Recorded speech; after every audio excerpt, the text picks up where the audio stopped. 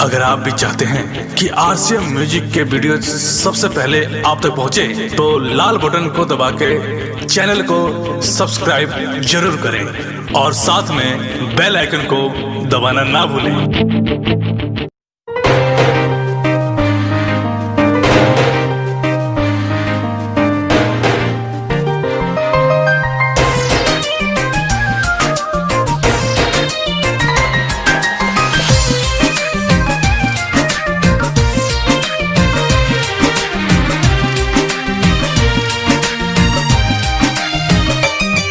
दुनिया में जियल मुश्किल भइल, अब जख्म ही दिल के खिल भइल।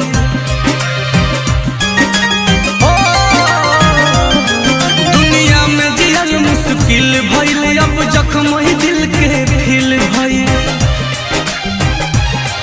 बर्बाद करके जिए आराम से, बदनाम भइल रानी तुहरे नाम से। जिए आराम से, बदनाम भइल रानी तुहरे नाम से।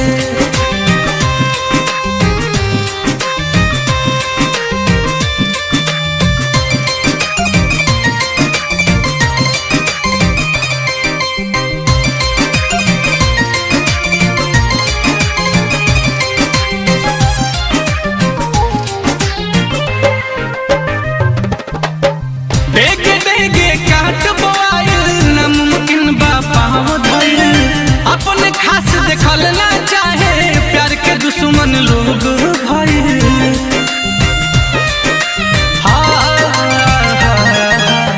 देगे देगे काट बोआइल, नामुमकिन बा पाँव धइल। अपने खास देखल ना चाहे, प्यार के दुश्मन लोग भइल।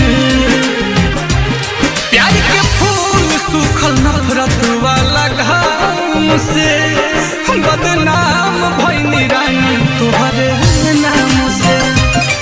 बर्बाद करके जिए आराम से, बदनाम भइल रानी तुहरे नाम से।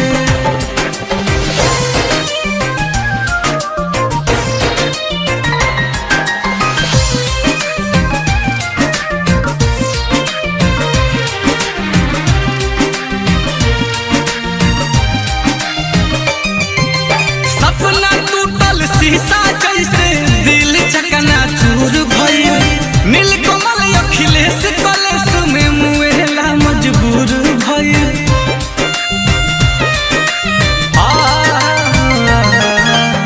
सपना टूटल शीशा जैसे, दिल चकना चूर भइल। नीलकमल अखिलेश कलेश में मुएला मजबूर भइल। तू सलामत रह जी रही राम से,